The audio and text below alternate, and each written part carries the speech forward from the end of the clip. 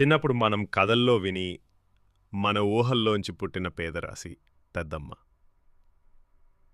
చంద్రుడి మీద ఉండే లోకం ఎలా ఉంటుందో ఎప్పుడూ ఆశ్చర్యంగా అనిపించేది. భూమికి కోట్ల మైళ్ళ దూరంలో చంద్రగ్రహం మీద దేవతలచే నిర్మించబడిన మనుషుల కంటికి కనిపించని ఒక చిన్న గ్రామం ఉంది. ఆ గ్రామంలో కోట్ల సంవత్సరాల వయసు కలిగిన ఒక పెద్ద పనస చెట్టు ఉంటుంది.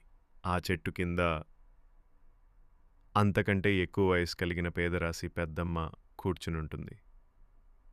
మనిషి మరణించిన తర్వాత పునర్జన్మ కోసం ఎదురుచూసే ఆత్మలన్నీ ఆ చంద్రగ్రామానికి చేరతాయి.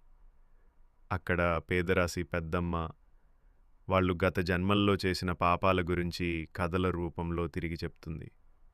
ఆ కథలు విని ఆ జీవుడు ఎంతో బాధపడతాడు. కానీ భూమిపైకి మళ్ళీ పునర్జన్మతో వచ్చిన తర్వాత ఆ పాపాలను మరిచి కొత్త పాపాలు చేయడం మొదలుపెడతాడు.